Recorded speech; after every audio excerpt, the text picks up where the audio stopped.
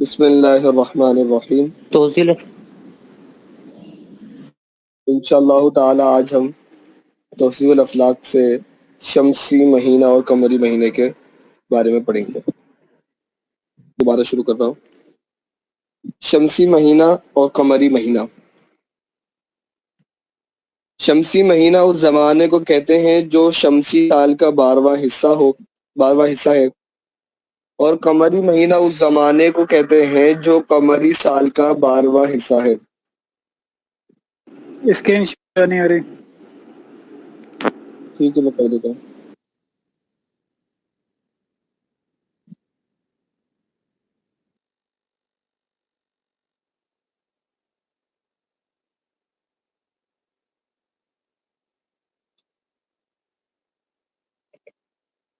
اور قمری مہینہ اس زمانے کو کہتے ہیں جو قمری سال کا 12واں حصہ ہے، یا یوں کہے کہ قمری مہینہ وہ زمانہ ہے جس میں ماہتاب کو آفتاب کے مقابل ہونے کی وجہ سے کوئی خاص وجہ دوسری بار حاصل ہوتی ہے۔ سال کے بارے میں تعریف میں رہتا ہے کہ 13ویں بار حاصل ہوتی ہے، اور مہینے کی تعریف میں دوسری بار کا ذکر ہے۔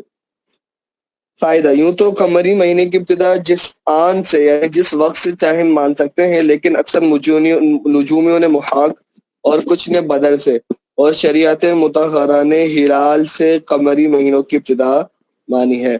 آفتاب و ماہتاب کی حرکت یکساں نہیں ہوتی، اس لیے قمری مہینوں کی مدت میں بھی کمی اور زیادتی ہوتی رہتی ہے، لیکن کوئی مہینہ 29 دن سے کم اور 30 دن سے زیادہ نہیں مانا جاتا ہے۔ حکماء نے بتایا ہے کہ کبھی پہ در پہ 4 مہینوں کا چاند 29 کا نہیں دکھائی دیتا، اور نہ کبھی پہ در پہ 5 مہینوں کا چاند 30 کا ہوتا ہے، لیکن یہ حکماء کی بات ہے، یہ شرعاً بات معتبر نہیں ہے۔ شریعت کے نزدیک اگر 5واں چاند بھی 30 کا ہو رہا ہوگا، یعنی 5 ہی دفعہ کے اندر بھی 29 کو چاند نظر نہیں آیا، تو اس مہینے کو بھی ہم 30 کا مانیں گے۔ اس فتح اور رضویہ شریف کے اندر اعلیٰ حضرت علیہ الرحمٰ نے اس کی وضاحت کی ہے۔ مکتبۃ المدینہ کا رسالہ اعلیٰ حضرت کے مطلب اس کو اسائم وغیرہ کیا ہوا، اس کو حواشی وغیرہ ہے۔ ثبوت ہلال کے طریقے، اعلیٰ حضرت کا رسالہ اس تربی نام ہے طرق اثبات الہلالی، اس کے اندر یہ بات تحریر شدہ ہے۔ تو یہ ذہن میں رکھیے گا کہ یہ حکمہ ہی کا ہے، شرعاً یہ بات معتبر نہیں ہے۔ شرعاً 5 چاند بھی لگاتار 30 کے ہو سکتے ہیں۔ ہاں کبھی اب یہ انہی کے طور سے بات چل رہی ہے، ہاں کبھی پہ در پہ 3 مہینے کا چاند 29 کا، اور یہ تو ہوتا ہی رہتا ہے، اور 4 مہینوں کا چاند 30 کا بھی ہوتا ہے، یہ بہت کم ہوتا ہے۔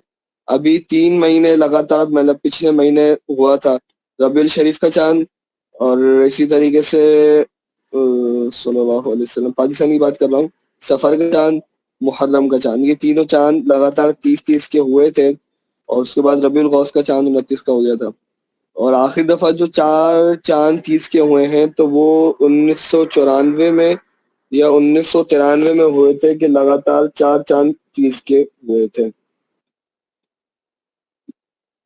آخری کے مہینوں کے اندر۔ اور ماہتاب منطقۃ البروج کا پورا ایک دور، ماہتاب چاند منطقۃ البروج کا پورا ایک دور 27 دن سورج ایک سال میں پورا کرتا ہے۔ یہ 27 دن 7 گھنٹے 43 منٹ 11 سیکنڈ میں کر لیتا ہے، سپیڈ اس کی حقیقت۔ اچھا چلے یہ بھی بات عرض کروں، حقیقتاً دیکھا جائے تو سپیڈ سورج کی ہے، چاند کی نہیں ہے، لیکن چاند قریب ہوتے ہیں زمین کے، چاند قریب ہوتے ہیں، تو جو چیز گول گھومتی ہے نا، وہ جتنا قریب ہوگی اس کا چکر اتنا چھوٹا ہوگا، اور جو جتنی دور ہوگی اس کا چکر اتنا ہی دور ہوگا۔ مثال کے طور پہ اللہ تبارک و تعالیٰ میں سعادت عطا فرمائے طواف خانہ کعبہ کی، یا جو گئے ہیں انہیں اندازہ ہے کہ اگر قریب سے چکر طواف کرتے ہیں کعبہ شریف کے تو 15-20 منٹ میں مکمل ہو جاتا ہے، اور اگر دور سے کرتے ہیں، تھوڑا دور رش ہوتا ہے، دور سے جاتے ہیں یا پہلی منزل سے کرتے ہیں، تو صورت کے اندر وہی طواف 1.25 گھنٹے کے اوپر مشتمل ہو جاتا ہے، اور وہ ایک مشقت والا کام ہو جاتا ہے ظاہری اعتبار سے۔ تو کیا ہوتا ہے کہ کوئی بھی گول چیز کے گرد جب گھوما جائے گا تو جتنی دور سے گھوما جائے گا اتنا زیادہ فرق پڑتا رہے گا۔ تو چاند زمین کے قریب ہے، لہٰذا اس کی حرکت دیکھا جائے تو سورج زیادہ تیز چلتا ہے، چاند سلو چلتا ہے، لیکن چاند قریب ہونے کی وجہ سے اس کا ظاہری اعتبار سے یہی محسوس ہوتا ہے کہ یہ سورج سے زیادہ اسپیڈ والا ہے. تو یہ بھی ذہن میں رکھیں کہ اصل ہے اور نظر کیا آتا ہے یہ آپ معلوم ہونا چاہیے. اللہ. لہذا آفتاب اگر حرکت شرقیہ نہیں کرتا، اگر آفتاب حرکت شرقیہ نہیں کرتا تو قمری مہینہ حرکت شرقیہ کسے کہیں گے بتائیے؟ یہ 2-3 دفعہ آ چکا ہے. حرکت شرقیہ کس جہت سے کس جہت کو حرکت شرقیہ بولیں گے؟ مشرق سے مغرب کی جانب. نہیں جی، وہ حرکت غربیہ ہوتی ہے. یہ ہوتی ہے مشرق سے مغرب. یہ جبھی سوال کیا تھا کہ وہ ڈائریکٹ ذہن یہ حرکت شرقیہ سے یہی جائے گا. پیچھے حرکت غربیہ کتنی دفعہ آیا تو وہاں پر ہم نے وضاحت کی تھی کہ مشرق سے مغرب کی حرکت ہے. تو یہاں پہ حرکت شرقیہ آیا تو اس کا مطلب کیا ہے کہ مغرب سے مشرق کی حرکت کو جس جانب حرکت ہو رہی ہے اس کو ذکر کر رہے ہیں. تو مغرب سے مشرق کی جانب حرکت ہو رہی ہے تو حرکت شرقیہ، اور مشرق سے مغرب کی جانب ہو رہی ہے تو حرکت غربیہ. اس کو اچھی نوٹ فرما لیجیے.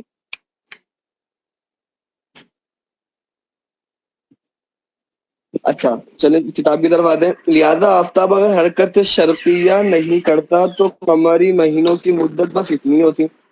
لیکن کیونکہ مہینہ کب پورا باندھتے ہیں؟ چاند تو پورا چکر لگا لے گا 27 دن کے اندر، لیکن مہینہ پورا کب ہوگا؟ کہ جب چاند اور سورج دونوں ایک ساتھ ملیں گے، محاق ہوگا، کنجکشن ہوگا، دونوں کی ملاقات ہوگی، چائے وائے پہ بیٹھیں گے. تو اب یہ تو جب ہی ہوگا کہ چاند سورج کے پاس پہنچے. تو کیا ہوتا ہے کہ 27 دن کے اندر جہاں پر یہ ملے تھے چاند تو وہاں پر دوبارہ پہنچ جاتا ہے، لیکن سورج کا بھی تو حق ہے نا. بولتا بھائی میرا بھی تو حق ہے، کچھ بھلے میں اتنی سپیڈ سے نہیں چل سکتا لیکن کچھ تو چلتا ہوں. وہ 27 دن کے اندر 29 دن کے اندر اتنا دن چل جاتا ہے کہ وہ 2 دن مزید بڑھ جاتے ہیں. 2 دن کی چاند کی 2 دن کی مدت جتنا مزید وہ چل چکا ہوتا ہے. روز کے درجات طے کر کے آپ پڑھ چکے ہیں کہ وہ تقریباً روز کے 59 دقیقے طے کرتا ہے. پیچھے ابھی آیا تھا کتاب میں. تو وہ کرتے کرتے کرتے کرتے اتنا بن جاتا ہے کہ چاند کو مزید 2 دن کا سفر کرنا پڑتا ہے سورج بھائی سے ملاقات کے لیے. تو اس کی وجہ سے وہ ٹوٹل اس کا مہینہ 29 دن کا بن جاتا ہے. ٹھیک ہے، امید ہے کہ سمجھ گئے ہوں گے. لیکن چونکہ آفتاب بھی حرکت شرقیہ کرتا ہے اس لیے قمری مہینوں کی اوسط مدت 29 دن 12 گھنٹے 44 منٹ 5 سیکنڈ ہے، اور ایک سال قمری کی مدت 354 دن 8 گھنٹہ 49 منٹ ہے، اور 8 سال قمری کی مدت 1 گھنٹہ 28 منٹ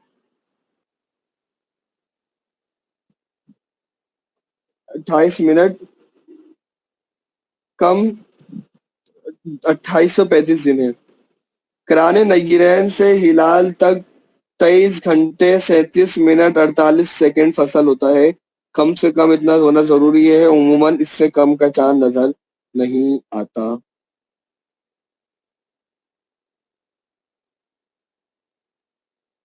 فائدہ: کیونکہ 8 سال قمری کی مدت تقریباً 2835 دن ہے اور ہفتے میں 7 دن ہوتے ہیں جن پر 2835 دن پورا پورا تقسیم ہو جاتا ہے. اس لیے 8 سال قمری کے بعد ہر مہینہ تقریباً اپنی سابق وضع پر آ جاتا ہے. بڑا پیارا پوائنٹ مل رہا ہے آپ کو. کسی کو بیان کر دیں بولے یار کیا تحقیق کر کے آیا، اور اس کو تھوڑے بہت دلائل ولائل دے دیں پرانی اپلیکیشن نکال کے تو آپ کا وہ دیوانہ ہو جائے. مثلاً کسی سال یکم محرم الحرام کو جمعرات ہو تو غالب یہی ہے کہ پھر 9ویں سال بھی یکم محرم الحرام جمعرات کو ہوگی، اور کسی سال عید الفطر جمعے کو ہو تو غالب یہی ہے کہ 9ویں سال بھی عید الفطر کے دن ہی ہوگی. چاہے غالب کی بات ہے کہ ایسا نہ ہو کہ آپ دعویٰ کر دیں پھر غلط ہو جائے، تو یہ بھی ہو جاتا ہے بعضوں کا. زمین قرہ ہے یعنی زمین گول ہے، دلائل دیے جائیں گے، اس کو سمجھ فرمائیے. آفتاب و ماہتاب بلکہ تمام ستارے بلاد شرقیہ میں پہلے اور بلاد غربیہ میں پیچھے یعنی بعد میں طلوع کرتے ہیں. یوں ہی بلاد شرقیہ میں پہلے اور بلاد غربیہ میں پیچھے غروب کرتے ہیں. خط استوا سے شمال کی طرف چلنے میں اب یہ دلیل آ گئی دلیل. اور خط استوا سے شمال کی طرف چلنے میں قطب شمالی جو بڑھتا جاتا ہے. آپ شمالی کی طرف بڑھتے جائیں گے تو قطب شمالی آپ کے لیے اونچا ہوتا جائے گا، اور یوں سمجھ لیجئے قطبی تارہ بھی آپ کے لیے اونچا ہوتا جائے گا. اس کی وجہ تو آپ کو سمجھ آ ہی رہی ہوگی کیونکہ سارے پیچھے اس کی بنیادیں پڑ چکے ہیں. یوں ہی خط استوا سے جنوب کی طرف چلنے میں قطب جنوبی جو قرب ہوتا جاتا ہے، افق سے قطب جنوبی اونچا ہوتا جاتا ہے، ان سے یہ بات ثابت ہوتی ہے کہ زمین مسطح نہیں ہے۔ زمین مسطح ہوتی تو پھر اس طرح کی کیفیت پیدا نہیں ہوتی۔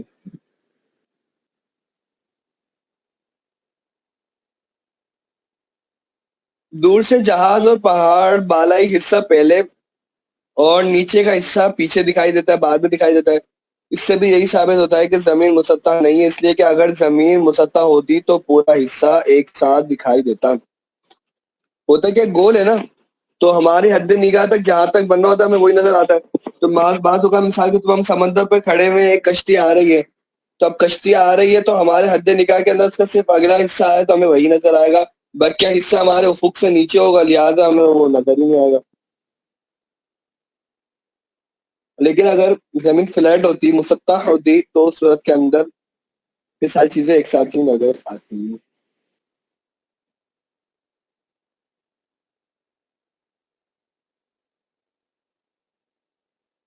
ابھی کوئی اضافی معلومات چلتی ہیں آپ کو۔ اعظم جبال کی بلندی اور قطر ارض میں نسبت۔ زمین پر بڑے بڑے پہاڑ ہیں، لہٰذا زمین کرہ حقیقی نہیں ہے، البتہ وہ کرہ حصی ہے۔ تو اور اسی طرح سے صاحب سلم السما مفتی ظفر الدین بہاری علیہ الرحمٰن نے سلم السما میں ارشاد فرمایا کہ زمین کرہ حقیقی نہیں ہے، زمین کرہ حصی ہے، لیکن مطلب میں اس کا مفہوم عرض کر رہا ہوں، لیکن کیا ہے کہ اس فن کے اندر حصی چیزیں ہی معتبر ہیں، حقیقی چیزیں نہیں، یہاں پہ حصیت ہی معتبر ہے، لہذا زمین کو کرہ بولا جائے گا، کرہ کے علاوہ مزید کو حکم نہیں لگے گا۔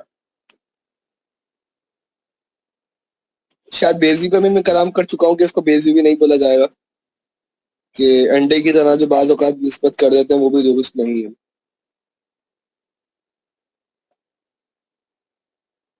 اور پہاڑ کی بلندی زمین کی کرویت حسیہ کے منافی نہیں ہے، اس لیے کہ سب سے اونچا پہاڑ زمین پر ایسا ہے جسے ایک جو کی چوڑائی کا 7واں حصہ ایک ایسے گیند پر جس کا قطر 1 ذرا ہو، یعنی اعظم جبال کی بلندی۔ اب دیکھیں بول رہے ہیں کہ بھائی سب سے بڑا پہاڑ بھی زمین کے مقابلے میں کتنا ہے، تو وہ تو بہت ہلکا ہے، یعنی اعظم جبال کی بلندی اور قطر ارض میں وہی نسبت ہے جو نسبت سبع ارض شعیرہ اور اس قطر کرہ میں ہے جس کی مقدار صرف 1 ذرا ہے، بلکہ ویسی نسبت بھی نہیں ہے۔ تشریح یہ ہے، الف، ایک ہاتھ 24 انگلی کے برابر ہے اور انگل 6 ارض شعیرہ کے برابر ہے۔ یہ باتیں بہت کام آئیں گی آپ کو، فقہ کی کتابوں کے اندر بھی کام آئے گی، اس سے نوٹ کر لیجیے گا۔ اور ایک ارض شعیرہ سبع ارض شعیرہ کے برابر ہے، اس لیے ایک ہاتھ، آپ سب کو ایک ساتھ ملٹیپلائی کرتے ہوئے جائیں گے کہ جتنا بنے گا، تو ایک ہاتھ 1008 سبع عشیرہ کے برابر ہے، جو کہ اوپر بریکٹ میں کر کے دکھایا گیا۔ لہذا ایک سبع ارض عشیرہ سے ایک ہاتھ کا قطر 1008 گنا بڑا ہے۔ اعظم جبال کی بلندی صرف 7 میل ہے، 7 میل کلومیٹر، مطلب 7 میل کلومیٹر سے بھی زیادہ، اور یہ چڑھائی لمبائی کے اندر ہے، ایسا نہ ہو آپ سوچیں 7 میل تو اتنا صحیح ہوتا ہے، یہ بھائی ٹوٹل جو جہاز اڑتے ہیں وہ بھی کتنے اڑتے ہیں، وہ 10-12 کلومیٹر پر اڑتے ہیں، تو پہاڑ بھی تقریباً سب سے بڑا اتنا ہی ہے، اس کو جس سے اوپر بھی اڑتے ہیں۔ لہذا قطر ارض 7056 میل ہوتا تو اعظم جبال کی بلندی قطر ارض سے 1008 گنا بڑی ہوتی، اور اعظم جبال کی بلندی اور قطر ارض میں وہی نسبت ہوتی جو نسبت سبع ارض شعیرہ اور ایک ہاتھ کے قطر میں ہے، لیکن قطر ارض 7056 میل سے زیادہ ہے، یعنی تقریباً 7637 7637 میں میل قطر ارض ہے، اس لیے اعظم جبال کی بلندی اور قطر ارض میں وہ نسبت بھی نہیں ہے جو نسبت سبع ارض شعیرہ اور ایک ہاتھ کے قطر میں، یعنی کتنا کم ہے ان کے درمیان نسبت، بلکہ ان دونوں میں تقریباً وہ نسبت ہے جو نسبت صبح عرض شاعرہ اور 26 انگل کی قطر میں. اب سوال یہ کیسے معلوم ہوا کہ قطر عرض تقریباً 7337 میل ہے؟ اب جواب کیا کہ یہاں پر میرا مزید وضاحت نہیں ہے. جیسے زمین کے قطر کو مراد جب ناپنا تھا نا، ناپنے کے لیے یہ طریقہ اختیار کیا گیا کہ قطب کو سامنے رکھ کر رات کے اندر کیا کہ جدھر سے چلنا شروع کر رہے تھے وہاں پر ایک ڈنڈا لگایا یا والا کوئی نشانی مقرر کر لی، پھر عین قطبی تارے کی طرف منہ کرتے ہوئے اس طرح سے چلتے رہے نا، کہ سامنے رکھ کر کہ اس کے اعتبار سے چلتے رہے. جب دیکھا، ایک میں اضافی بات کر رہا ہوں، اس کا یہاں سے آپ تعلق جوڑ بھی سکتے ہیں، نہیں بھی جڑے گا، دونوں صورتیں، مطلب ایک الگ سی بات ہے یہ، بلکہ ادھر بھی یہ بات آ جائے گی.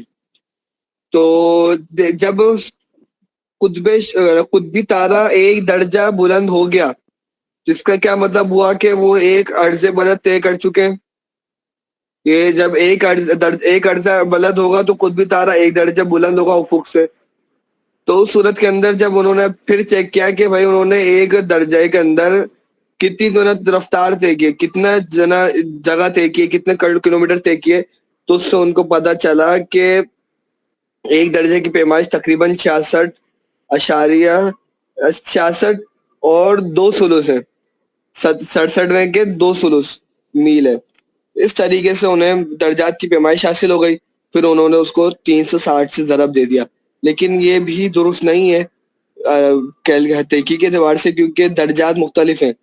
خط سوا والے کے لیے تو یہ ہوگا، لیکن مطلب خط سوا کے لیے تو بات درست ہے، اور یہ خط سوا کے اعتبار سے کیا گیا. لیکن جب آگے جاتے جائیں گے تو آپ کے عرض بلد کے درجات چھوٹے ہوتے جاتے ہیں یہاں تک کہ جب قطب پر پہنچتے ہیں 90 درجے کا جو عرض بلد ہے وہ تقریباً ایک مطلب تل کے برابر ہے، بالکل چھوٹا ہے. زمین کے ایک درجے کی پیمائش کی گئی تو یہ معلوم ہوا کہ ایک درجہ 66 اور 2 سلس 2/3 میل ہے. لہذا منطقہ ارض سارا اس کو بیان کیا گیا کہ 360 درجے کو آپ مطلب 66 2/3 کو آپ ملٹی پلائی کر دیں 360 سے، تو آپ کا جواب آ جائے گا 24,000 میل. اور یہی 24,000 میل ہم نے ساعت کے بیان میں پڑھا تھا کہ خط استوا کی لمبائی کا پورا وہ جو مساحت ہے وہ 24,000 میل ہے. اور علم ہندسہ میں ثابت کیا گیا ہے کہ قطر و محیط میں 22 اور 7 کی نسبت ہے، یعنی پائی بھی یہی ہوتی ہے. میں آپ کو اس کا جب ایک مفہوم عرض کیا تھا پائی کو، جب ہم پانی کے حوالے سے پڑھ رہے تھے، پائی بھی کیا ہوتا ہے، پائی 22/7 کے درمیان کی نسبت ہوتی ہے. تو اور قطر محیط میں آپ یا تو یہ کہہ لیں کہ 22/7 کی نسبت ہے، یا تحقیق کے اعتبار سے کہنا ہے تو یوں کہہ لیں کہ ان کے درمیان پائی کی نسبت ہے. تو یعنی قطر اپنے محیط کا 60/22 ہوتا ہے. لہذا قطر عرض 24,000 میل ملٹی پلائی بائی 60/22، تو جواب آ جائے گا 7,636 4/11 میل، تقریباً 7,637 میل.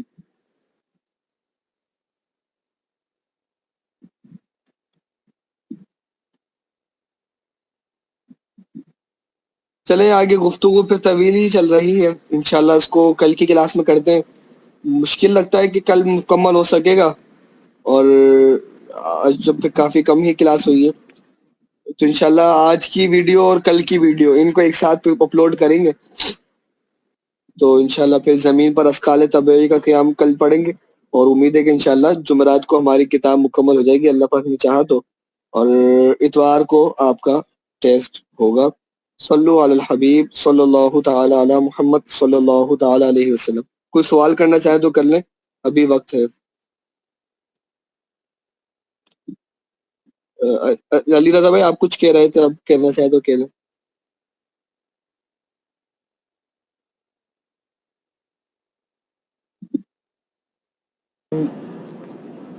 نہیں ٹھیک ہے جی، ٹھیک ہے، پھر اپنی کلاس کا ہم اختتام کر لیتے ہیں. صلو علی الحبیب صلی اللہ تعالی علی محمد صلی اللہ تعالی علیہ وسلم. السلام علیکم ورحمۃ اللہ وبرکاتہ. یا نور اللہ. زمین پر اشکال طبعی کا قیام. زمین پر ہر ثقیل شے کا طبعی قیام اس طرح ہے کہ قطر عالم اس کے وسط سے گزرتا ہے اور مرکز عالم کے پاس اقطار عالم باہم متقاطع ہیں، اور مرکز عالم سے جوں جوں بعد ہوتا جاتا ہے اقطار کے درمیان بھی بعد بڑھتا جاتا ہے. لہذا سطح ارض پر دو قطروں میں جتنا فاصلہ ہوگا اس سے زیادہ فاصلہ ان دو قطروں میں فلک کے اول پر ہے. یہ بہت اچھی بات آ رہی ہے، ایک نئی معلومات پتہ چل رہی ہے نا کہ زمین پر اشکال طبعی اس طرح ہوں گی کہ ان کے جتنا فاصلہ بڑھتا جائے گا تو ان کے لمبائی میں اوپر ہوتے ہوئے فاصلہ بڑھے گا تو ان کے اندر درمیان بھی فاصلہ بڑھتا رہے گا. آگے جا کے جیسے مثال آئے گی کہ 2 قدموں کے برابر میں فاصلہ کم ہوگا، یعنی کہ مثال کے طور پر آپ یہ سمجھ لیں کہ آپ ایک آسان سی مثال لیں، آپ نماز پڑھ رہے ہیں تو آپ کا نماز کے اندر ہمارے پاؤں تقریباً ملے ملے ہوتے ہیں لیکن سروں کے درمیان فاصلہ ہوتا ہے. اسی طریقے سے کیفیت جائے گی، اور اس سے زیادہ فاصلہ ان دونوں میں فلک ثانی پر ہے اور اس سے زیادہ فاصلہ ان دونوں میں فلک ثالث پر ہے. وعلی ھذا القیاس، لہٰذا دو آدمی جو زمین پر کھڑے ہوں گے ان کے قدموں میں جتنا فاصلہ ہوگا اس سے زیادہ فاصلہ ان کے سروں میں ہوگا. اس سے زیادہ فاصلہ ان کے سروں میں ہوگا. اور قطر ارض کے کنارے پر ایک آدمی اور دوسرے کنارے پر دوسرا آدمی کھڑا ہو تو دونوں کے قدموں میں قطر ارض کے برابر فاصلہ ہوگا اور اس سے زیادہ فاصلہ دونوں کے سروں میں ہوگا اور زیادتی دونوں کے قامت کے مجموعے کے برابر ہوگی. اور منطقہ ارض کے 6 برابر حصے کر کے ایک حصے کے کنارے پر ایک آدمی اور دوسرے کنارے پر اسی قامت کا دوسرا آدمی کھڑا کیا جائے تو ان دونوں کے قدموں کے درمیان جتنا فاصلہ ہوگا اس سے زیادہ فاصلہ ان دونوں کے سروں میں ہوگا اور زیادتی صرف ایک آدمی کے قامت کے برابر ہوگی. اس دعوے کی دلیل یہ ہے کہ کسی نقطے پر 2 خط کے تقاطع سے اس نقطے کے پاس 4 زاویے پیدا ہوتے ہیں. آپ کوئی بھی ایک لائن بنائیں اور پھر اس کے اوپر ایک اور لائن بنا دیں تو کیا جیسے جو بالکل اس کے کٹ رہی ہو نا بیچ میں آ جائے اور اس کو بالکل کاٹ رہی ہو تو اس صورت کے اندر 4 زاویے پیدا ہوں گے. مثال کے طور پہ ایک لائن آپ نے ایسے بنائی، ایک لائن ایسے بنائی تو ایک زاویہ ایسے بنے گا، ایک زاویہ ایسے بنے گا، ایک زاویہ ایسے بنے گا اور ایک زاویہ ایسے بنے گا، جن کا مجموعہ 4 قائمہ کے برابر ہوتا ہے. یعنی چاروں کے چاروں جو بنیں گے وہ ان چاروں کو ملا کے 90 درجے کے ٹوٹل بنیں گے تو 360 درجات پورے ہو جائیں گے. اب یہ ضروری نہیں ہے کہ چاروں خود الگ الگ قائمہ ہوں بلکہ چاروں کا مجموعہ قائمہ کے برابر ہو سکتا ہے. اب بعض اوقات یہ ہو سکتا ہے کہ آپ یہ والی لائن بالکل سیدھی نہ بنائیں بلکہ ترچھی بنا دیں. تو اب کیا ہوگا کہ سارے قائمہ کے برابر نہیں ہوں گے، 2 قائمہ کے سے بڑے ہو جائیں گے یعنی کہ 90 درجے سے بڑے ہو جائیں گے اور 2 90 درجے سے چھوٹے ہو جائیں گے، لیکن مجموعہ 4 قائمہ کے برابر ہی ہوگا یعنی ٹوٹل 360 درجے ہی بنے گا. اس لیے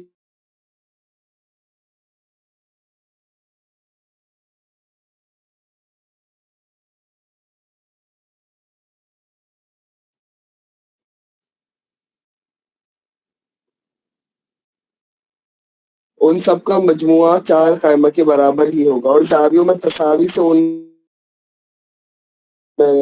اور اگر چاروں زاویے برابر ہیں تو ان کی کوسیں بھی برابر ہوں گی. پیچھے بھی بات آئی تھی. اس لیے زمین کے 3 قطر ایسے ہیں کہ جن کے تقاطع سے مرکز ارض کے بعد 6 زاویے متساوی پیدا ہوتے ہیں. وہ محیط ارض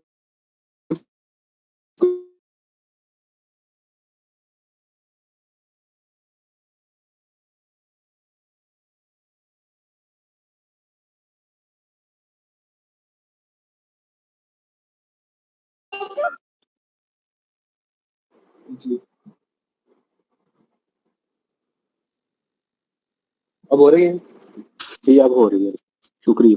ٹھیک ہے، تو 2/3 یعنی 2 ثلثان قائمہ کے یعنی کہ 3 ثلثوں میں سے 2 ثلث قائمہ کے برابر ہوگا.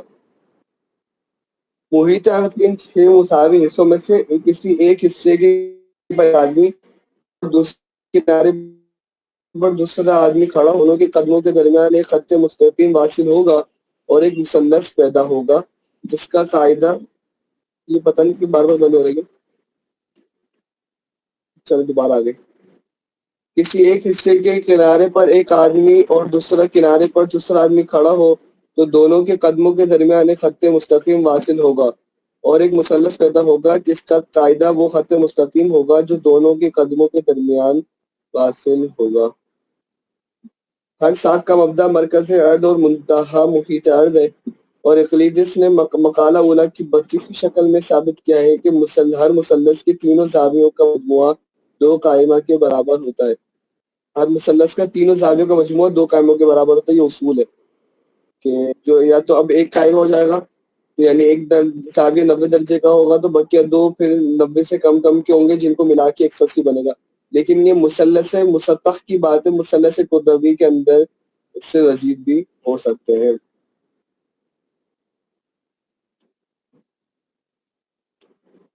اس لیے اس مثلث کے تینوں زاویوں کا مجموعہ بھی 2 قائمہ کے برابر ہی ہوگا.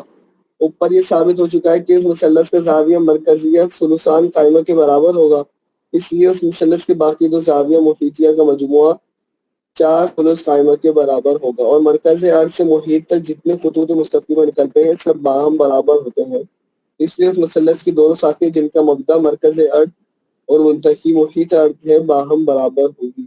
اور اقلیدس نے مقالہ اولا کی شکل خامس میں ثابت کیا ہے کہ مثلث متساوی الساقین کہ جن کی لائنیں برابر ہوں کے اندر قاعدے کے بعد دونوں زاویے باہم برابر پیدا ہوتے ہیں، اس لیے اس مثلث کے دونوں زاویہ محیطیہ باہم برابر ہوں گے. اور ابھی ثابت ہو چکا ہے کہ اس مثلث کے دونوں زاویہ محیطیہ کا مجموعہ 4 ثلث قائمہ کے برابر ہوگا، اس لیے ہر زاویہ محیطیہ ثلثان قائمہ کے برابر ہوگا. اوپر یہ ثابت ہو چکا ہے کہ اس مثلث کا زاویہ مرکزیہ ثلثان قائمہ ہوگا، اس لیے اس مثلث کے تینوں زاویہ باہم برابر ہوں گے. اور اقلیدس کے مقالہ اولا کی شکل سادس میں ثابت کیا ہے کہ جس مثلث کے تینوں زاویہ باہم برابر ہوں ان کے تینوں اضلاع باہم برابر ہوتے ہیں. جن کے زاویے برابر ان کی اضلاع بھی برابر. اضلاع کہتے ہیں جو لائنز ہوتی ہیں نا، جب مثلث آپ بنائیں گے تو 2 چیزیں ہوتی ہیں، 3 زاویے ہوتے ہیں اور 3 لائنہ ضلع ہوتے ہیں. زاویہ تو وہ ہوتا ہے کہ جو 2 لائنیں ملیں، مثال کے طور پر ایک لائن یہ جا رہی اور ایک لائن یہ جا رہی نا، دیکھیں یہ جو آپ کو ماؤس پہ کرسر نظر آ رہا ہوگا تو زاویہ چلیں مزید بات بھی عرض کر دیتا ہوں کہ زاویہ یہ ہوتا ہے کہ جو 2 لائنوں کے ملنے سے تقاطع سے جو کیفیت حاصل ہوتی ہے وہ زاویہ کہلاتی ہے. مثال کے طور پر ایک یہ لائن جاری تھی، اس کو اس لائن نے کاٹ دیا تو ان دونوں کے درمیان جو زاویہ پیدا ہوگا، جو اینگل پیدا ہوگا، یہ کہلاتا ہے زاویہ. ٹھیک ہے، یہ زاویہ کی تعریف ہے. اور جو ضلع کہلاتی ہیں، یہ آپ مثال کے طور پر یہ 2 لائنیں جا رہی ہیں تو آپ ادھر سے ایک اور لائن ڈال دیں تو کیا بن جائے گا، یہ مثلث بن جائے گی. تو یہ جو لائن ہے نا، ایک یہ لائن، ایک یہ جو لائن جائے گی اور یہ جو لائن ہے یہ کہلاتی ہے صلی اللہ علیہ وسلم، یہ ضلع کہلاتی ہے. اور ان دونوں آدمیوں کے قدموں کے درمیان نصف قطر ارض کے برابر فاصلہ ہوگا. ان دونوں آدمیوں کے سروں کے درمیان بھی ایک خط مستقیم واصل ہوگا اور ایک دوسرا مثلث پیدا ہوگا جس کا قاعدہ وہ خط مستقیم جو دونوں کے سروں کے درمیان واصل ہوگا. اور ہر ساکھ کا مبدا مرکز ارض اور منتہی دونوں آدمیوں کا سر ہوگا اور زاویہ مرکزیہ ثلثان قائمہ ہی ہوگا، اس لیے باقی 2 زاویوں کا مجموعہ 4 ثلث قائمہ کے برابر ہوگا. پھر ان دونوں آدمیوں کی قامت چونکہ باہم برابر ہیں، اس لیے اس مثلث کی بھی دونوں ساختیں باہم برابر ہوں گی، یعنی ہر ساکھ نصف قطر ارض اور قامت شخص واحد کا مجموعہ ہوگی. اور مثلث کے اندر قاعدے کے بعد دونوں زاویے باہم برابر پیدا ہوں گے، یعنی اس مثلث کے اندر قاعدے کے پاس ہر زاویہ ثلثان قائمہ کے برابر ہوگا، اس مثلث کے تینوں زاویے باہم برابر ہوں گے. اور مثلث کے تینوں زاویوں میں تساوی سے اس کے تینوں ضلعوں کی تساوی لازم ہے، جیسے ابھی پیچھے آیا تھا. اس لیے ان دونوں آدمیوں کے سروں کے درمیان فاصلہ مقدار نصف قطر ارض کے اور قامت شخص واحد کا مجموعہ ہوگی. اور اوپر ہی ثابت ہو چکا کہ ان دونوں آدمیوں کی قامت کے درمیان فاصلہ نصف قطر ارض ہے، لہٰذا ان دونوں کے قدموں کے درمیان جتنا فاصلہ ہوگا اس سے زیادہ فاصلہ ان دونوں کے سروں کے پاس ہوگا، اور زیادتی نصف قطر ارض پلس قامت شخص واحد مائنس نصف کے برابر ہوگی، صرف ایک آدمی کی قامت کے برابر ہوگی۔ اب ایک اور بات جس کا نتیجہ میں آپ کو پہلے عرض کر دوں، خلاصہ کیا ہے، پھر یہی دوبارہ یہ ساری کی ساری مثلث کی گفتگو چلتی رہیں گی۔ بات یہ ہے کہ یہ کہیں گے کہ پانی کی سطح بالا مدیر ہے، پانی کہیں بھی ہو، چاہے گلاس کے اندر ہو، چاہے کسی ٹب میں ہو، چاہے بوتل کے اندر ہو، چاہے سمندر کے اندر ہو، چاہے دریا میں، کہ الغرض کسی بھی شکل میں ہوگا، پانی کی سطح بالا مستدیر ہوگی، یعنی کہ گول صورت میں ہوگی۔ گول کس طرح ہوگی؟ گول اس طرح ہوگی کہ گول کے اندر کیا ہوتا ہے کہ گول کا جو بیچ والا حصہ ہوتا ہے وہ سب سے اوپر ہوتا ہے، اور بقیہ جو کنارے ہوتے ہیں وہ نیچے ہوتے ہیں۔ مثال کے طور پہ آسمان گول ہے، تو آپ دیکھیں آسمان آپ کے بیچ والا حصہ سب سے اوپر ہے، سب سے زیادہ دوری ہوگی، اور باقی کنارے کیا ہیں اس کے آپ کے قریب قریب نیچے ہیں، قریب آ جاتے ہیں۔ تو گول چیز کا بھی یہ ہوتا ہے، تو پانی کا بھی یہ ہوگا۔ پانی کو آگے بیان کریں گے۔ پانی آپ کسی بھی برتن میں ڈال دیں تو اس کے جو بیچ کے اندر پانی سب سے زیادہ ہوگا اور اس کے کناروں کے اندر پانی کم ہوگا، جس سے ثابت یہ ہوتا ہے کہ پانی کی سطح بالا مستدیر ہے۔ کم از کم خلاصہ اس کا ذہن میں رہنا چاہیے، اگرچہ بنے علم مثلث والی چیزیں سمجھنا بھی آئے تب بھی اس کے خلاصہ ذہن میں رہے۔ پیچھے والی بات کے بھی آپ خلاصہ نکال سکتے ہیں، قامت شخص دو اس طرح سے فرق ہوگا۔ تمہید: مرکز عالم سے دو خط مستقیم متساوی اس طرح نکالے جائیں کہ وہ مثلث کے دو ساقی ہو جائیں۔ مثلا جیم اور با دال۔ پھر ایک تیسرا خط مستقیم اس مثلث کا قاعدہ مانا جائے تو جیم دال، تو جیم دال کا وسطانی حصہ نقطہ جیم اور نقطہ حمزہ سے نیچے ہوگا۔ اس کی تصویر نیچے دیکھ لیجیے۔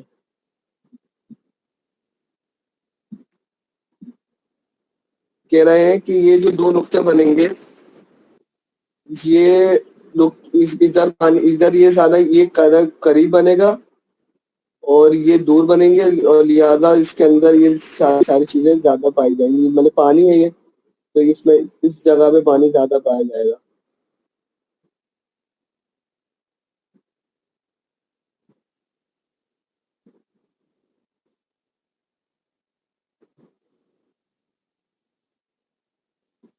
اور کیا بتایا کہ جیم دال، تو جیم دال کا وسطانی حصہ نقطہ جیم اور نقطہ دال کے سے نیچے ہوگا۔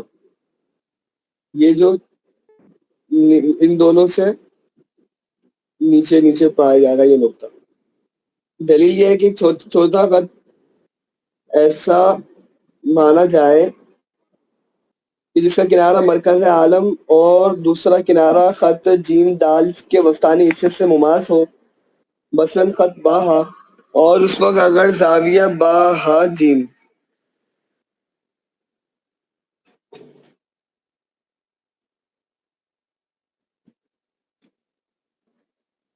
اور زاویہ با ہا حمزہ باہم برابر ہو تو با جیم زاویہ قائمہ کا وتر ہوگا، اور با ہا زاویہ یہ حادہ کا وتر ہوگا۔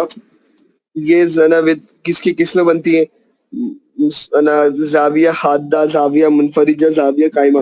یہ ہم نے قبلہ نما کے اندر پڑھی تھی، میں دوبارہ دہرا دیتا ہوں۔ زاویہ حادہ وہ ہوتا ہے کہ جو 90 درجے سے کم ہوتا ہے، زاویہ قائمہ وہ ہوتا ہے جو 90 درجے ہوتا ہے، اور زاویہ منفرجہ وہ ہوتا ہے کہ جو 90 سے زیادہ ہوتا ہے۔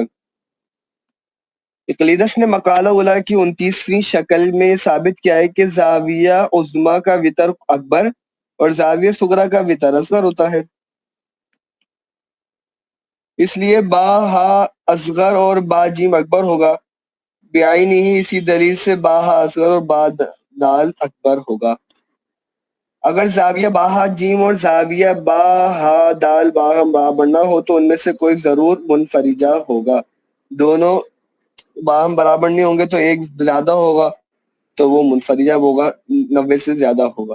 مثلاً زاویہ با ہا جیم منفرجہ فرض کیجئے تو اقلیدس کے مقالہ اولیٰ کی 29ویں شکل کی بنا پر با ہا اصغر اور با جیم اکبر اور با جیم و با دال برابر ہوں گے۔ ان تمام سے کیا ثابت ہو رہا ہے کہ جو با ہا بیچ والا خط ہے یہ چھوٹا ہے، یہ نیچے ہے، لہذا پانی جب اس کے اندر ہوگا تو پتہ چلے گا کہ بیچ میں جو پانی ہے وہ زیادہ ہے۔ خلاصہ یہ ہے کہ خط باہا کے دونوں کروٹوں میں خواہ زاویہ قائمہ ہو یا ایک طرف آدھا دوسری طرف منفرجہ، بہرحال نقطہ جیم اور نقطہ دال مرکز عالم سے بعید ہوں گے اور خط جیم دال کا وسطانی حصہ مرکز عالم سے قریب ہوگا، اور مرکز عالم سے جو بعید ہو وہ فوق ہوتا ہے اور مرکز عالم سے جو قریب ہوتا ہے۔ اس ایک اور دلیل آ گئی، اس لیے نقطہ جیم اور نقطہ دال اوپر ہوں گے اور خط جیم دال کا وسطانی حصہ نیچے ہوگا۔ جو خط مستقیم کسی دائرے کی قوس کے دونوں کنارے سے ماس ہو اس کو وتر قوس کہتے ہیں، اور خط مستقیم جس کا ایک کنارہ قوس کے منتصف سے دوسرے کنارہ وتر قوس کے منتصف سے ماس ہو اس کو توم قوس کہتے ہیں۔ توم قوس سے زیادہ فاصلہ قوس اور وتر قوس میں نہیں ہوتا۔ پانی ثقیل ہے اور رقیق ہے، نئی بات، اس لیے اس کی طبیعت کا مقتضا مرکز عالم کی طرف اور میلان نیچے کی طرف ہے۔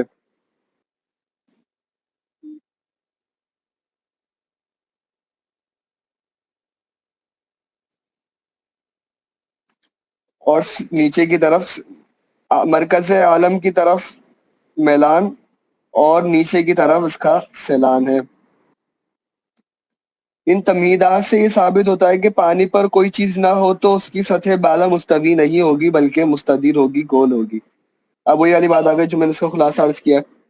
چنانچہ جب برتن میں پانی رکھا جائے تو پانی کا طول برتن کی دیواروں کے پاس کم اور بیچ میں زیادہ ہوتا ہے۔ مثلاً جیم واو زا دال، برتن فرض کیجئے اس میں پانی بھر دیجئے، تو جیم واو اور زا دال کے طول سے پانی کے وسطانی حصے کا طول زیادہ ہوگا۔ دلیل یہ کہ مرکز عالم سے دو خط مستقیم متساوی اس طرح نکالیں کہ وہ مثلث کے دو ساق ہو جائیں اور ان میں سے ایک خط پانی کے کنارے سے اور دوسرا خط پانی کے دوسرے کنارے سے ماس ہو، مثلاً با جیم اور با دال، پھر ایک تیسرا خط مستقیم مثلث کا قاعدہ مانیے، مثلاً جیم دال، تو نقطہ جیم اور نقطہ دال اوپر ہوں گے اور خط جیم دال کا وسطانی حصہ نیچے ہوگا۔ لہذا پانی کی سطح بالا کا وسطانی حصہ خط مستقیم جیم دال سے اگر مماس ہو اور اس خط سے مرتفع نہ ہو تو مرکز عالم کی طرف میلان اور نیچے کی طرف سیلان جو پانی کا مقتضا ہے باقی نہ رہے گا۔ اس لیے پانی کی سطح بالا کا وسطانی حصہ خط مستقیم سے ہرگز مماس نہ ہوگا بلکہ اس خط سے ضرور مرتفع ہو جائے گا اور ایسے دائرے سے ماس ہوگا جس کا مرکز عالم اور نصف قطر با جیم کے برابر ہے۔ لہذا سب سے زیادہ ارتفاع سہم قوس کے برابر ہوگا جو مثال مفروض میں ہاتھوں ہے، اور خط جیم واو اور خط زا دال باہم متساوی ہے، جن کے اطراف سے ایسے دو خط ہیں جو باہم متقاطع نہیں ہیں، یعنی خط جیم دال اور خط واو زا۔ اور اقلیدس نے مقالہ اولیٰ کی 33ویں شکل میں یہ ثابت کیا ہے کہ دو خط متساوی و متضاوی کے کناروں سے ایسے دو خط ملے ہوں جو باہم متقاطع نہیں ہیں تو وہ دونوں خط بھی باہم متساوی و متوازی ہوں گے۔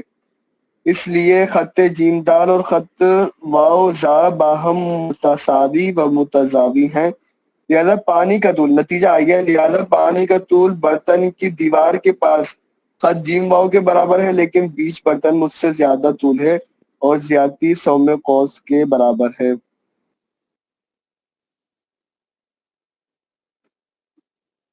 مسئلہ غریبہ، تقریر بالا سے معلوم ہوا کہ پانی جہاں کہیں بھی ہو اس کی سطح بالا کا وسطانی حصہ اس دائرے سے ماس ہوگا جس کا مرکز عالم ہے، اور یہ یقینی ہے کہ کوئی برتن پانی سے بنا، اب دیکھیے گا کہ یہ یقینی بات ہے کہ کوئی برتن پانی سے بھرا ہوا مینارے پر رکھا ہوا ہو تو اس کی سطح بالا کا وسطی، یہ آپ نے 9th کے اندر بلکہ فزکس کے اندر ہی آتا ہے، جیسے اب تو 9 میں پڑھائی جاتی ہے فزکس، تو یہ آپ نے فزکس میں بات پڑھی ہوگی کہ آپ پانی کا کوئی گلاس بھریں اور اس کو اوپر رکھ دیں نا، بہت اوپر رکھ دیں، یعنی مینارے کی مثال دی، آپ چھت لے لیں تو آپ کو پانی آپ آدھا گلاس بھریں لیکن آپ کو لگے گا ایسا کہ یہ پونا گلاس بھرا ہوا ہے، اور یہی صورت آپ وہ گلاس کو اپنے سے بہت نیچے رکھ دیں، مثال کے طور پر آپ چھت پہ چلے جائیں، پانی کو زمین پہ رکھ دیں تو آپ کو لگے گا کہ یہ آدھے سے کم بھرا ہوا ہے، اور اپنی نگاہ کے بالکل سامنے اینگل پر رکھیں گے تو آپ کو لگے گا آدھا گلاس بھرا ہوا ہے.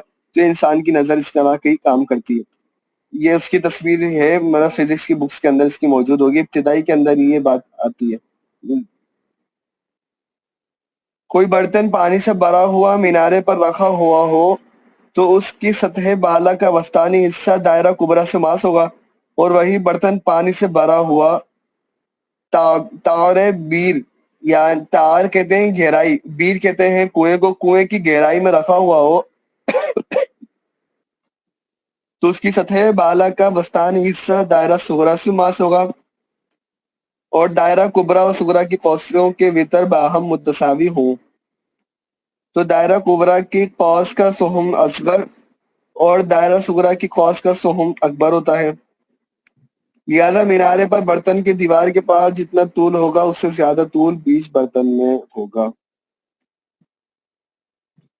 اور زیادتی سہم اصغر کے برابر ہوگی. اور تار بیر میں برتن کے دیوار کے پاس پانی کا جو طول ہوگا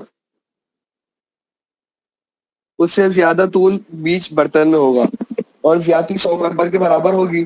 اس لیے اس سے ایک مسئلہ غریبہ سمجھ آتا ہے کہ وہ یہ ہے کہ مینارے پر کسی برتن میں جتنا پانی ہوگا اس سے زیادہ پانی اسی برتن میں کار بیر کے اندر ہوگا. ابھی بالکل عجیب سی بات ہے، یہ کہہ رہے ہیں کہ پانی اس کے اندر زیادہ ہوگا. مثلاً فرض کیجئے کہ الف با جیم قرآن ہے اور دال مرکز عالم، اور الف ہا با مینارہ ہے، اور الف زا با تار بیر ہے، اور جیم تو برتن کے بالائی کنارے کا عرض ہے، اور کاف لام وہ دائرہ ہے جس کا مرکز عالم ہے، اور مینارے پر پانی کی سطح بالا کا وسطانی حصہ اس سے مماس ہے، اور میم نون وہ دائرہ ہے کہ جس کا مرکز عالم ہے، اور تار بیر میں پانی کی سطح بالا کا وسطانی حصہ اس سے مماس ہے. کاف لام دائرہ کبریٰ ہے جس کی قوس ہا کاف تو ہے، اور میم نون دائرہ صغریٰ ہے جس کی قوس ہا میم تو ہے. دونوں دائروں کی قوسوں کے وتر ہا تو ہے، اس لیے دائرہ کبریٰ کی قوس کا سہم یعنی ہا کاف اصغر ہے، اور دائرہ صغریٰ کی قوس کا سہم یعنی زا میم اکبر ہے. اور مینارے پر اس برتن میں جتنا پانی ہے اس سے زیادہ پانی اس برتن میں کار بیر کے اندر ہے. اگر یہ معلوم کرنا ہو کہ کتنا زیادہ پانی ہے تو دائرہ کبریٰ کاف لام کے برابر ایک دائرہ سین عین فرض کیجئے جو تار بیر میں ہا طور سے مماس ہو. اس دائرے کی قوس ہا سین تو ہوگی جس کا وتر ہا تو ہے، اور یہ یقینی ہے کہ دو دائرہ متساویہ کی قوس کے وتر کے باہم متساوی ہوں تو دونوں قوسوں کے سہم بھی برابر ہوں گے. اس لیے ہا کاف اور زا سین باہم برابر ہے، اور ہا سین تو میم وہ پانی ہے جو تار بیر کے اندر اس برتن میں زیادہ ہے اس پانی سے جو مینارے پر اس برتن میں ہے. ففہم. اب ایک بہترین بحث آ رہی ہے جو کہ ایک بہت دلچسپ ہے، پیچھے کی طرح نہیں ہے بلکہ ایک انوکھی بحث ہے. وہ کیا ہے کہ زمین کا طواف کرنے سے دن کی تعین میں اختلاف. کیا ہو سکتا ہے کہ تین بندے ہوں، تینوں بندوں کے دن الگ الگ ہوں ایک ہی جگہ پہ موجود ہونے کی صورت میں، تو وہ کیا ہوگا، کس طرح سے بنے گا؟ انشاءاللہ ہم 2 منٹ بعد اس کو پڑھتے ہیں.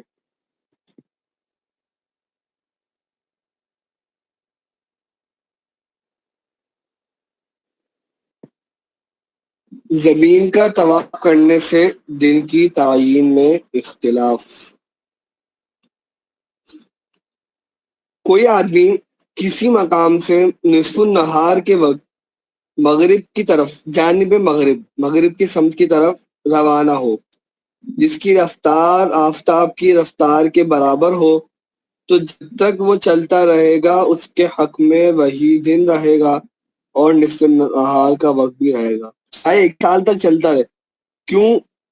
اب یہ چل بھی سورج کی رفتار سے رہے، سورج بھی مغرب کی جانب تھوڑا سا آگے ہوگا تو یہ بھی اسی طرح ہو جائے گا. تو یہ مثال کے طور پر اس کے سمت و راست پہ سورج ہے، فرض کر لیں ایسا میل ہے کہ اس کے سمت و راست پہ سورج ہے. اب جتنا سورج مغرب کی طرف جا رہا ہے یہ بھی مغرب کی طرف جا رہا ہے، تو یہ اسی سپیڈ سے چل رہا ہے.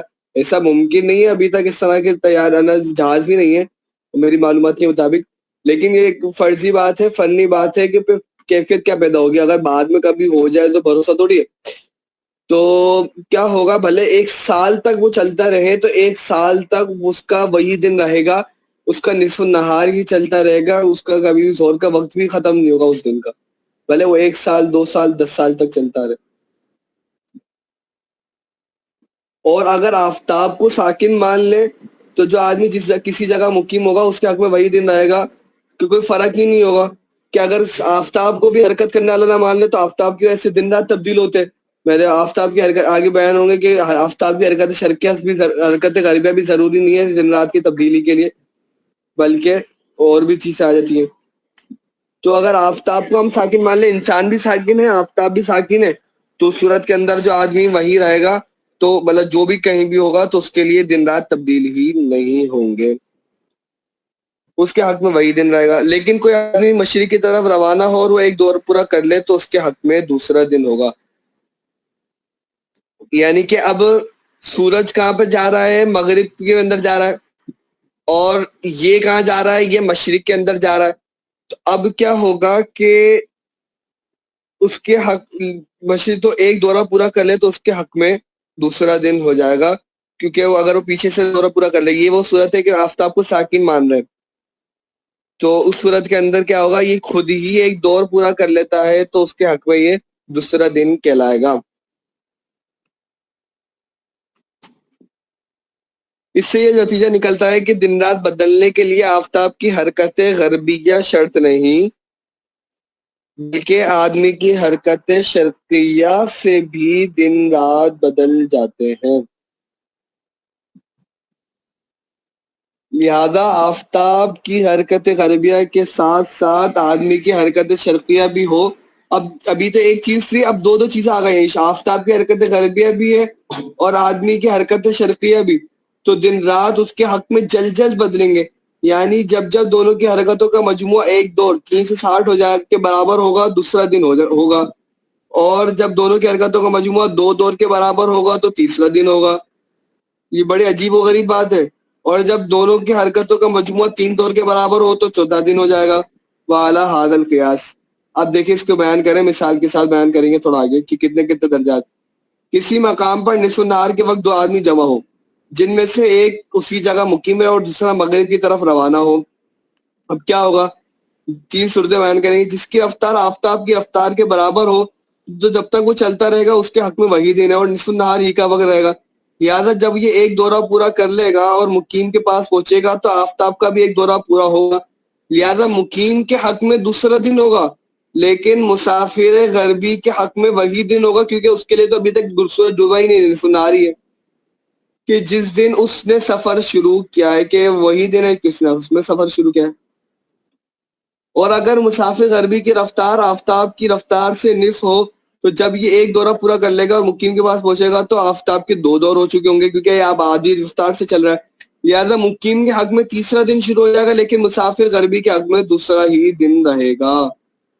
اور اگر مسافر غربی کی چال آفتاب کی چال سے تہائی ہو تو جب یہ ایک دورہ پورا کر لے گا تو مقیم کے پاس پہنچے گا، اور مقیم کے پاس پہنچے گا تو آفتاب کے 3 دور ہوں گے، لہٰذا مقیم کے حق میں چوتھا دن اور لیکن مسافر غربی کے حق میں تیسرا دن رہے گا. اس سے نتیجہ نکلتا ہے کہ مسافر غربی کی رفتار آفتاب کی رفتار کے برابر یا کم ہو، دونوں صورتوں میں مسافر غربی کا ایک دن کم اور مقیم کا ایک دن زیادہ ہوگا. مثلاً فرض کیجئے کسی مقام پر جمعرات کو نصف النہار کے وقت 2 آدمی جمع ہوئے، جن میں سے ایک اسی جگہ مقیم رہا اور دوسرا مغرب کی طرف روانہ ہوا اور سیر کرتا ہوا کبھی نصف النہار کے وقت مقیم کے پاس پہنچا، تو وہ دونوں اگر مقیم کے حق تو وہ دن مقیم کے حق میں جمعہ ہے تو مسافر غربی کے حق میں جمعرات ہے، یہ پیچھے.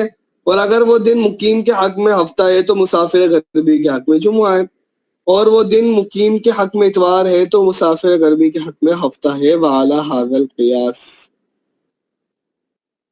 یہ تو ہو گیا مغرب کی طرف کی بات. اب کرتے ہیں مشرق کی طرف جائے گا تو کیا ہوگا، مشرق کی طرف الٹ صورتیں پیدا ہوں گی. کسی مقام پر نصف النہار کے وقت دو آدمی جمع ہو جائیں تو ان جن میں سے ایک اسی جگہ مقیم رہے اور دوسرا مشرق کی طرف روانہ ہو.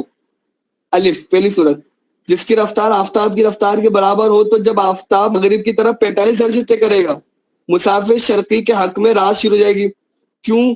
کیونکہ 45 درجے سورج نے طے کیے، 45 درجے بندے نے طے کیے، دونوں کے درمیان 90 درجے کی دوری ہو گئی، 90 درجے کی دوری ہوتی ہے تو رات ہو جاتی ہے. اور جب آفتاب 135 درجے طے کرے گا تو اس کے حق میں دن شروع ہو جائے گا.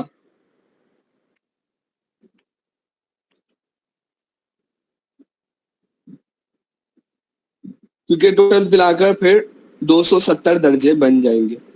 اور جب آفتاب 180 درجے کرے نصف النہار سے چلے گا تو 90 درجے میں رات ہو جائے گی. پھر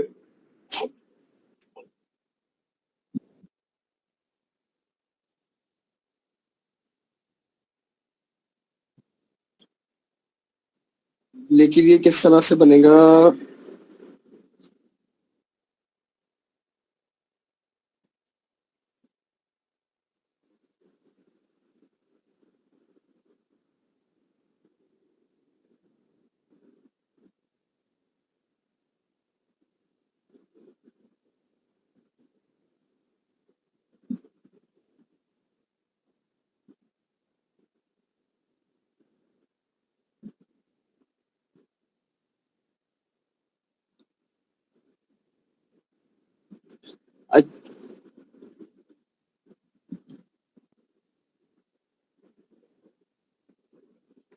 چلے انشاءاللہ میں عرض کرتا ہوں اس کو 135 والے کی وضاحت کیا ہوگی انشاءاللہ کل کی کلاس میں یا پھر گروپ کے اندر عرض کر دوں گا. اور جب آفتاب 180 درجے طے کرے گا تو اس کے حق میں نصف النہار ہو جائے گا.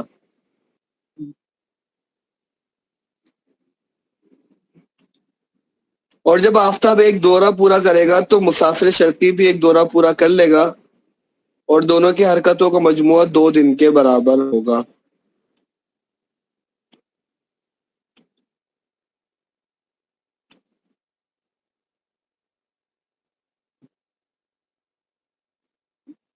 اچھا ٹھیک ہے یہ سمجھ آ گیا. 135 والا اس کو دیکھ لیجیے ہاتھوں ہاتھی کہ نصف النہار سے شروع ہوا ہے نا، تو نصف النہار سے شروع ہوا 45 درجے سورج نے طے کیے، 45 درجے بندے نے طے کیے، 90 درجے کے اندر رات ہو گئی. اب رات پوری کی تھی تو کہہ رہے ہیں کہ جب آفتاب 135 درجے طے کر لے، جب آفتاب نصف النہار سے 135 درجے طے کرے تو بندے نے کتنے طے کیے ہوں گے؟ بندے نے بھی 135 درجے طے کیے ہوں گے تو ٹوٹل کتنے بنیں گے؟ 270. تو 270 کیسے کہ 90 درجے نصف النہار سے غروب تک اور غروب سے صبح ہونے تک 180 درجے، تو یہ ٹوٹل کتنے بنے؟ 270 درجے بنے. تو اس صورت میں کیا ہوگا؟ بندے کے حق میں دن شروع ہو جائے گا. اس طرح سے اس کی وضاحت ہے. اور اب آفتاب 180 درجے طے کرے گا تو اس کے حق میں نصف النہار ہو جائے گا. اور جب آفتاب ایک دور پورا کرے گا، کیونکہ اب 180 کر لیا تو 180 ہونے کی صورت کے اندر کیا بنے گا؟ 180 360 ہوگا تو اس کے حق میں دوبارہ نصف النہار ہو جائے گا، برابر آ جائے گا. کیونکہ آدھا کام سورج نے کر دیا، آدھا کام بندے نے کر دیا. ورنہ 360 درجے طے کرتے آفتاب ہمارے یہاں پہ کیا ہوتا ہے کہ 360 درجے طے کرے گا تو نصف النہار کا وقت ہوگا، لیکن یہاں پر 180 درجے طے کرتا ہے تو اسی صورت کے اندر ہو رہا ہے کیونکہ 180 درجے سورج نے طے کر لیے. ہونا ہی چاہیے کہ نصف النہار جب ہوگا کہ جب بندے اور سورج کے درمیان 360 درجے کا فاصلہ ہو. تو 180 درجہ سورج نے طے کر دیا اور 180 اسی کے مخالف کے اندر بندہ چلے گیا تو لہٰذا 360 درجے کا فاصلہ بن گیا. اور جب آفتاب ایک دورہ پورا کر لے اور جب یعنی 360 درجے طے کر لے تو اندھا بھی 360 درجے طے کرے گا.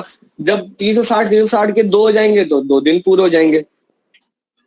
دونوں کی حرکتوں کا مجموعہ 2 دور کے برابر ہوگا. لہذا مسافر شرقی کے حق میں تیسرے دن کا نصف النہار ہوگا، لیکن مقیم کے حق میں دوسرے ہی دن کا نصف النہار ہوگا. اگر مسافر شرقی کی رفتار آفتاب کی رفتار سے نصف ہو تو جب یہ ایک دورہ پورا کرے گا اور مقیم کے پاس پہنچے گا تو آفتاب کے 2 دور ہوں گے اور دونوں کی حرکتوں کا مجموعہ 3 دور کے برابر ہوگا. لہذا مسافر شرقی کے حق میں چوتھے دن کا نصف النہار ہوگا، لیکن مقیم کے حق میں تیسرے ہی دن کا نصف النہار ہوگا. اور اگر مسافر شرقی آفتاب کی طرف سے ہو تو جب یہ ایک دوران کے پاس حرکتوں کے مجموعہ 4 دور کے برابر ہوگا، لہذا مسافر شرقی لیکن چوتھے ہی دن کا نصف النہار ہوگا۔ اس سے یہ نتیجہ نکلتا ہے مسافر شفتار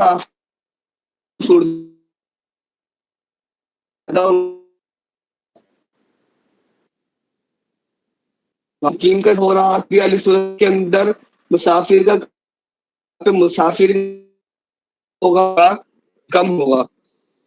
مثلا فرض کیجئے کسی مقام پر جمعرات کو نصف النہار کے وقت 2 آدمی جمع ہوئے، جن میں سے ایک اسی جگہ مقیم رہا اور دوسرا مشرق کی جانب روانہ ہوا اور سیر کرتا ہوا کبھی نصف النہار کے وقت مقیم کے پاس پہنچا، وہ دن مقیم مسافر شرقی کے حق میں ہفتہ ہے، اور وہ دن مقیم کے ہفتہ ہے تو مسافر شرقی کے حق میں اتوار، اور وہ دن مقیم کے حق میں اتوار ہے تو مسافر شرقی کے حق میں پیر ہے۔ والا حاضر قیاس۔ اس تقریر پر غور کرنے سے بات خود بخود سمجھ آ جاتی ہے کہ کوئی مخصوص دن 3 آدمیوں کے حق میں 3 دن ہو سکتا ہے۔ مثلا آج پیر ہے، یہ چلے مثال دے رہے ہیں، وہی مثال رکھ لیں کہ مثلا جمعرات کو نصف النہار کے وقت کسی مقام پر 3 آدمی جمع ہوئے تو تینوں کی ملاقات ہوئی، جن میں سے ایک اسی جگہ مقیم رہا، دوسرا مغرب کی طرف اور تیسرا مشرق کی طرف روانہ ہوا، اور یہ دونوں مسافر سیر کرتے کرتے اس دن نصف النہار کے وقت مقیم کے پاس آئے کہ وہ دن مقیم کے حق میں جمعہ ہے، تو وہی دن مسافر غربی کے حق میں جمعرات اور مسافر شرقی کے حق میں ہفتہ ہے۔ صلو علی الحبیب صلی اللہ تعالی علی محمد صلی اللہ تعالی علیہ وسلم۔ الحمدللہ ہماری جو کتاب کے آباز تھی وہ مکمل ہوئی۔ اب واجب الحفظ امور ہے، جتنی بھی کتاب کے اندر آئی تقریباً وہ مصنف علیہ الرحمٰن نے ان کو ایک ساتھ بیان کیا، تو انشاءاللہ کل ہماری آخری کلاس ہوگی اس مرحلے کی۔ پڑھے کوئی سوال ہو تو کر لیجیے۔